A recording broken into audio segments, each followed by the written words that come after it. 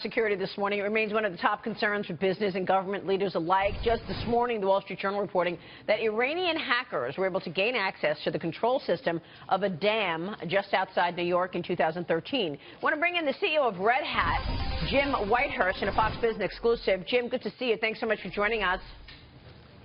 Great to be here. Thank you, Maria. You know, the biggest topic right now as it relates to terrorism has been around social media, technology, and this encrypted communication that lawmakers need access to.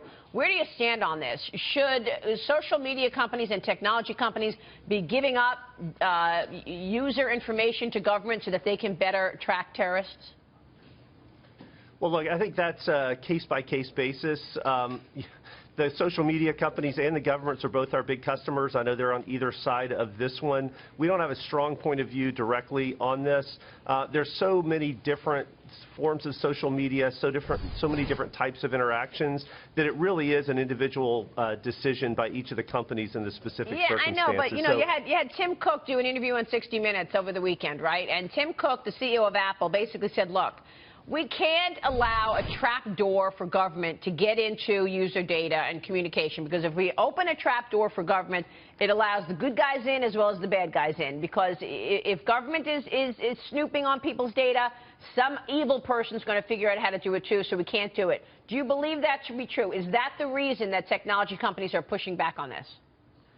Well, look, that is a reason, and that's certainly true. These technologies are very, very complex, and allowing an opening for one entity and being able to fully certify that that's the only entity with an opening is really hard. It's like unlocking your door and assuming only one person's coming through it. Cybersecurity is so difficult now. There's so many bad guys out there that you have to think really, really, really hard about anything that you do that might add any vulnerability to these really important systems. This is a major threat, John. So we have a story in the Wall Street Journal today about the Iranians hacking an American dam. How threatened is America's infrastructure to hacking from the outside?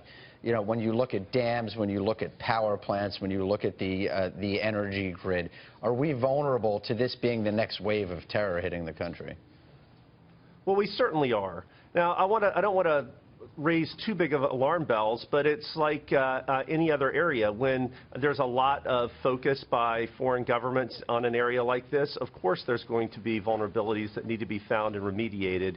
And it's a gradation. And I think that if you looked at where we were 5 years ago versus where we are today, we've made tremendous progress. But this is going to be an ongoing back and forth battle to continue to try to stay ahead of the bad guys. What's the progress? What are we doing today to protect this infrastructure that we weren't doing 5 years ago? Well, there's a whole set of things. First off, the underlying inherent technologies are getting more secure as security's become a bigger issue. Secondly, there's much better than security technology on top of that that's monitoring network traffic. And then there's a whole set of machine learning and other algorithms that are becoming better capable of understanding when someone's touching the network. Is that a malicious touching, or is that a kind of normal course of business type of technology? So it really is an arms race in terms of bad guys figuring out ways in and good guys figuring out new technologies to identify and stop that. Jim, Ted Koppel has a new book out. It's a fictional book about our electrical grid coming down and there being a nightmarish terrorist-like situation from this sort of activity. Is that something we should be super worried about, or is that still quote-unquote fiction?